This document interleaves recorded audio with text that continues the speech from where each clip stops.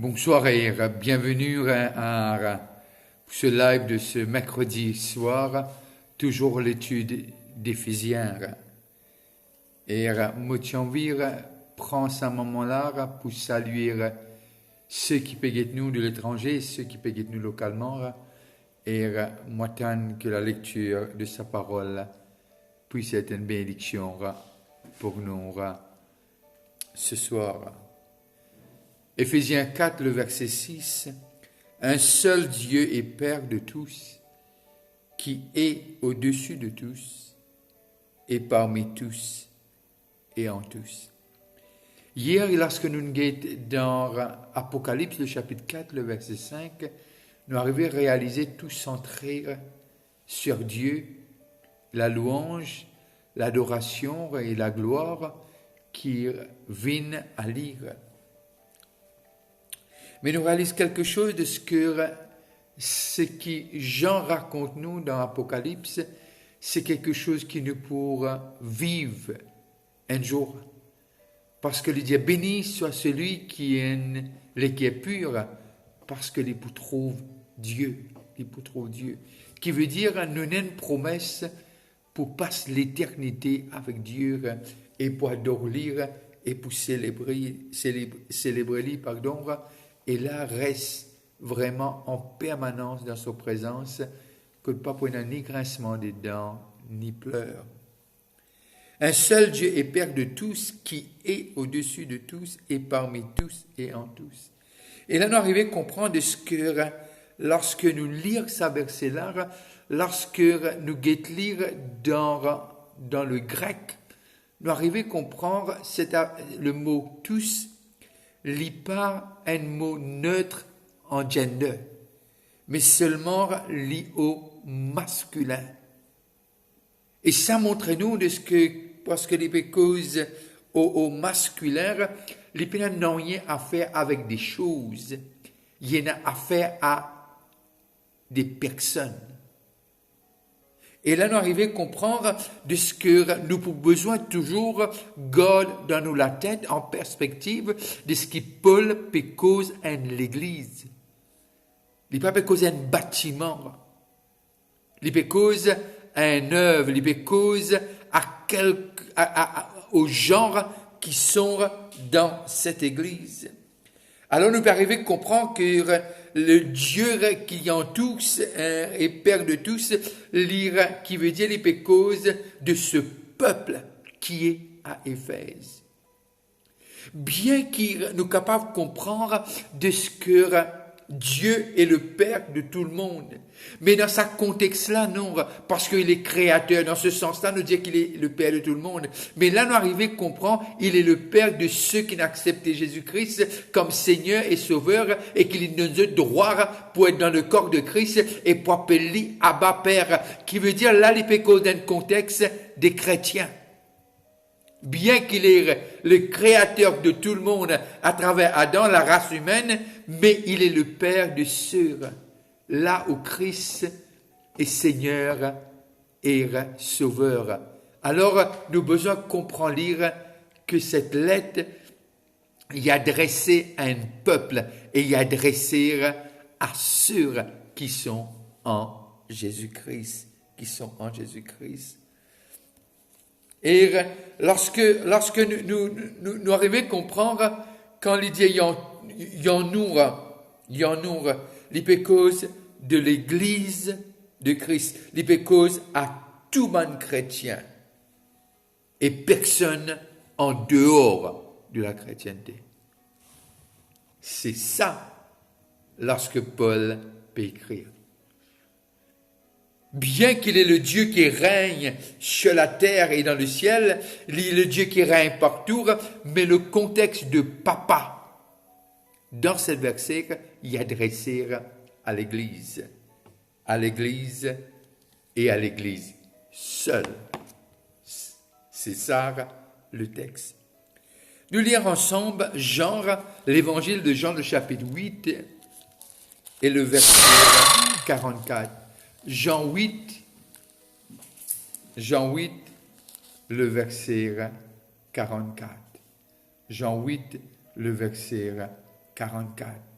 juste pour nous capables de comprendre de ce qu'il peut dire nous dans ce contexte-là. Dans Jean le chapitre 8 et le verset 44, et voilà qu'il est dit à nous.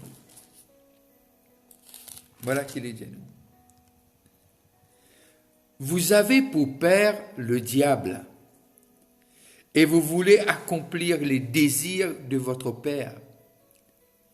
Il a été meurtrier dès le commencement, et il ne se tient pas dans la vérité, parce qu'il n'y a pas de vérité en lui. Lorsqu'il profère le mensonge, il parle de son propre fond, car il est menteur et le père du mensonge. Et c'est ça qui veut dire Jésus-Christ peut montrer à un pharisien et ainsi de ce que le papa, c'est le diable, le père des mensonges. Alors nous sommes capables de comprendre maintenant, par rapport à ce verset-là, nous sommes capables de comprendre mieux Éphésiens le chapitre 4, le verset 6, parce que Éphésiens 4, 6, il est cause de toi et il est cause de moi, il est cause de l'Église de Christ, aussi grand nombre qu'il est capable d'être. Il est nous capable, aussi grand nombre nous capable d'être. Mais là, nous arrivons à comprendre ce que dans le texte de Jean, il montre nous de ce que il y a des gens qui ont pour père le menteur, le diable, et il y a ceux qui ont pour père le créateur de la terre et des cieux. Nous lisons encore une fois Éphésiens le chapitre, nous lisons un petit cours, Éphésiens le chapitre 3, le verset, Éphésiens le chapitre 3, le verset 1, 14 et 15. 14 et 15. Éphésiens 3, 14 et 15. Et voilà ce qu'il est dit à nous. Duquel tire son nom toute famille, dans les cieux et sur la terre. Dans les cieux. Laisse-moi lire le verset 14, pardon. À cause de cela, je fléchis les genoux devant le Père, duquel tire son nom toute famille dans les cieux et sur la terre. L'hypécose, la famille de Dieu. Et quand Pierre, dans Pierre, l'épître de Pierre, le chapitre 2 Pierre, le chapitre 1er et le verset 4, et qu'est-ce qu'il est dit à nous? 2 Pierre, 1er, le verset 4. Et voilà ce qui Pierre dit nous.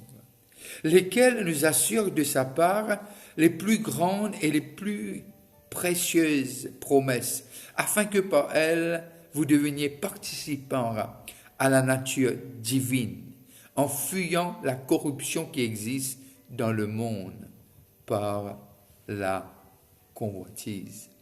Et là, nous arrivons à comprendre de ce qui nous prépare à cause les créateurs de la terre et des cieux, et nous arrivons à comprendre aussi qui maintenant nous a en nous la nature de Dieu, et a en nous cette capacité que Dieu nous mettait pour capable désir, choisir les choses qui viennent d'en haut. Nous sommes les enfants de Dieu et nous sommes de la même famille.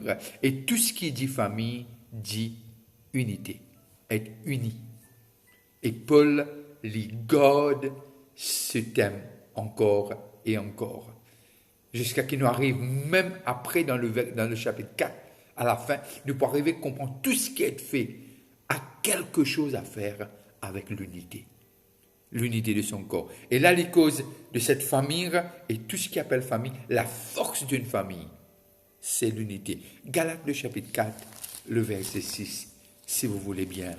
Galates 4 et le verset 6. Et voilà ce qu'il dit à nous, 4, 6 de Galates.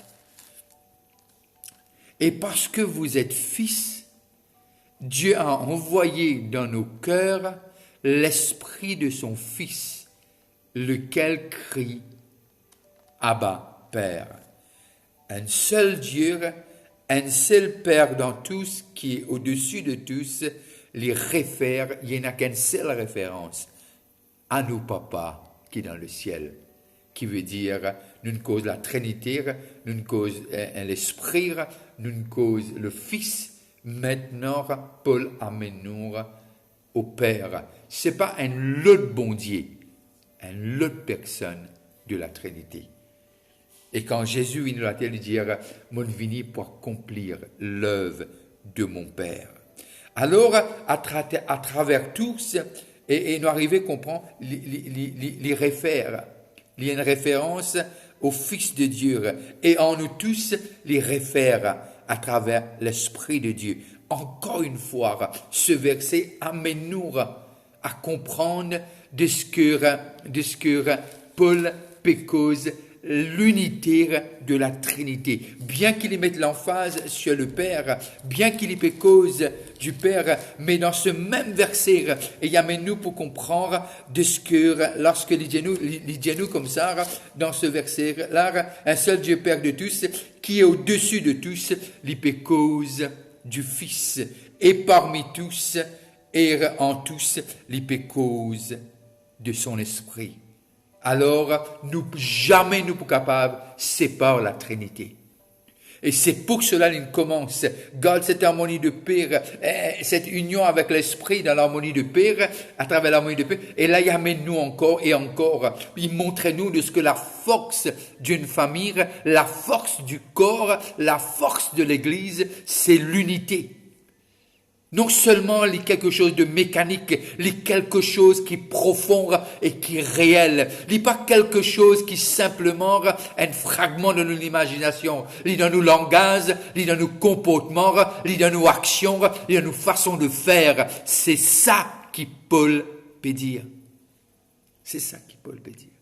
Et moi, me croire, lorsque nous lisons, nous comprenons exactement que Paul peut venir. Lorsque nous lisons encore dans Ephésiens, le chapitre 1er, le verset 3, qui dit « Béni soit Dieu, le Père de notre Seigneur Jésus-Christ, qui nous a bénis de toutes sortes de bénédictions spirituelles, dans le lieu céleste, en Christ. » En Christ. Le verset 5 du même chapitre. Nous ayant prédestinés dans son amour à être ses enfants d'adoption par Jésus-Christ selon le bon plaisir de sa volonté. Le verset 10. Pour le mettre à l'exécution lorsque le temps serait accompli, de réunir toutes choses en Christ, celles qui sont dans les cieux et celles qui sont sur la terre. Et nous arrivons à comprendre ce que tout cette lettre à Éphèse, elle a beaucoup à faire, non seulement avec l'unité de la Trinité, elle a beaucoup à faire avec l'unité, elle a beaucoup à faire avec le corps de Christ, elle a beaucoup à faire pour nous montrer que la clé de prospérer, c'est devenir un seul corps, un seul Seigneur, un seul Esprit, une seule foi, un seul baptême, un seul Papa. Et c'est ça qui Paul, encore et encore et encore, y amène nous. Et pour nous capables de comprendre tout ce qui Paul écrit, et n'a quelque chose à faire, à nous montrer comment on peut être fort ici-bas sur la terre. C'est en restant unis, en écoutant et non seulement on écoute la vérité, mais nous dire ce qui est vrai. Quand nous dire ce qui est vrai, nous crée l'atmosphère de liberté, parce que la vérité les rend libres. Ceux-là quand ils sortis, alors nous arrivons à comprendre de ce que Paul puis amène nous. Parce que le but de Dieu, c'est réunir. Éphésiens toujours 1, le chapitre 1, le verset 18 et 19.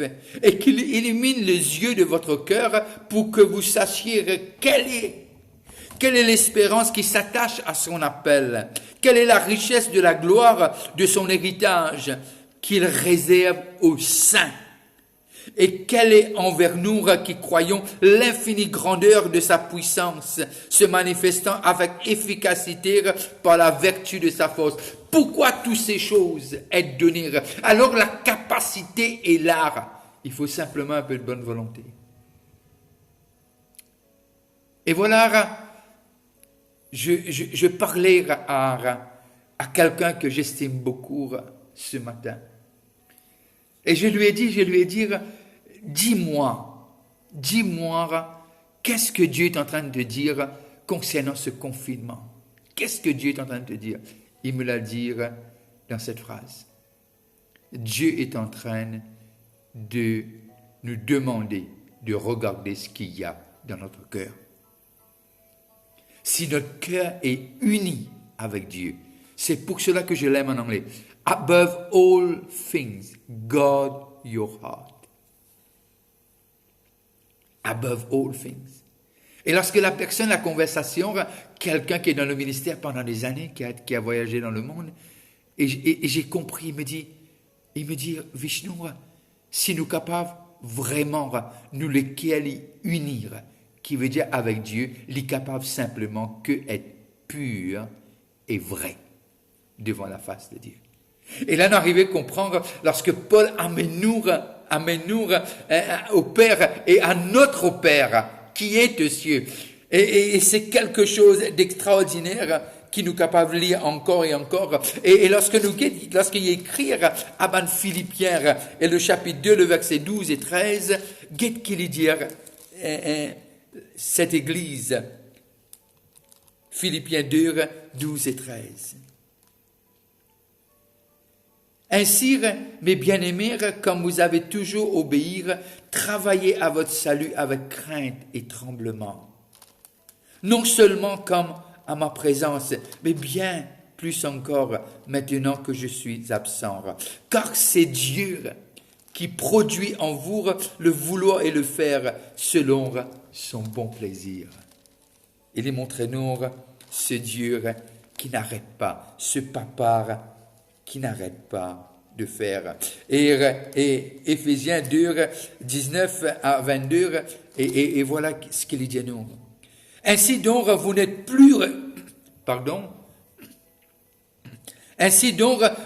plus des étrangers, ni des gens du dehors, mais vous êtes concitoyens des saints, gens de la maison de Dieu. Vous avez été édifiés sur le fondement des apôtres et des prophètes. Jésus-Christ lui-même étant la pierre angulaire. En lui, tout édifice bien coordonné s'élève pour être un temple saint dans le Seigneur. En lui, vous êtes aussi édifiés pour être une habitation de Dieu en esprit. Et les causes de son corps. Le Père qui a envoyé son Fils pour réunir ce qui était désuni à partir du jardin d'Éden, pour réunir ce qui était perdu, ce qui était cassé, pour restaurer. C'est pour cela que Jean, l'évangile de Jean, il nous dit dans le chapitre 14 et le verset 23, 14, 23, et voilà ce qu'il nous dit. Jésus lui répondit, si quelqu'un m'aime, il gardera ma parole. Et mon Père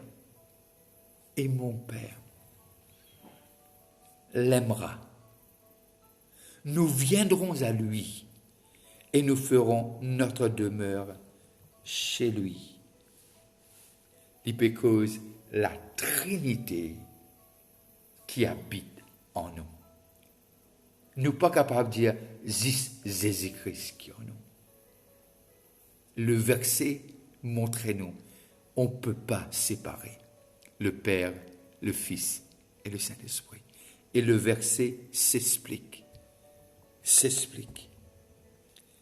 Jésus lui répondit, si quelqu'un m'aime, il gardera ma parole et mon Père l'aimera. Nous viendrons à lui et nous ferons notre demeure chez lui. Alors tu es habité par la Trinité. On est habité par la Trinité. C'est pour cela qu'il dit encore, encore et encore aux Corinthiens, est-ce qu'ils n'ont pas connu qu'ils étaient le temple? Bien qu'il n'est pas le temple du Seigneur, mais le temple de Dieu. Le temple de Dieu. Toujours ce fameux évangile, et lorsque nous lirions encore, nous arrivons à comprendre que Jean-Pierre nous. Et peut-être, l'heure passe tellement vite, mais simplement connaître que le Père, le Fils et le Saint-Esprit unis comme tout, et le désir de Dieu, c'est unir nous, un seul écho, pénader l'écho. C'est pour cela un écho et un seul la langue. Et c'est la parole de vérité. C'est la voix de Dieu. Alors, nous besoin réaliser qu'est-ce que Dieu peut attendre de nous, qui nous capable, plus qu'il nous cause vrai, plus qu'il nous dit les choses, nous crée l'atmosphère, parce que la vérité les rend libres.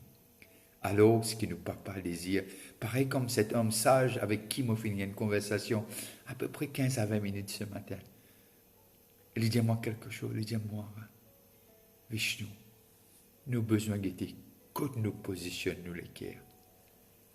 Est-ce qu'il nous a envie que le Père ait tout contrôle ou bien nous a envie de garder une partie pour nous-mêmes? Alors, mon pensée, comme il dit à nous, dans Jean 14, 23, de ce qu'il nous besoin comprendre, de ce que Jésus, le Père et l'Esprit est en nous, qui nous capable de refléter cette unité en parole et en action. Que Dieu vous bénisse, vous êtes tellement important, tellement précieux. Allez-y, nos créateurs, nos sauveurs, nos rédempteurs, nos consolateurs. Et sinon, aller plus loin, quand nous lire Cantique des Cantiques, nous trouver, c'est notre amoureux, nous trouver, on est l'épouse. Vous êtes tellement important. Ce qui m'a prié dans mon équerre pour chacun d'entre eux, qui vraiment nous capable, qui vraiment les nous l'équerre, les éliminer, nous capable de comprendre qui nous était en Dieu et qui nous était pour Dieu et comment Dieu guide nous. Il guide nous à travers Jésus-Christ, lavé, purifié, sanctifié et co-héritier, ambassadeur, enfant du Très-Haut. Passez une très bonne fin de soirée. Je vous rencontre demain soir à 8h. N'arrêtez pas de prier pour notre pays. N'arrêtez pas de prier que Dieu nous visite de l'est à l'ouest, du nord au sud. S'il vous plaît, priez pour moi et ma famille si vous avez un moment. Si vous passez à table, je veux vous dire bon appétit et j'attends à pouvoir communiquer avec vous demain soir à 8h. Bye bye et à demain soir.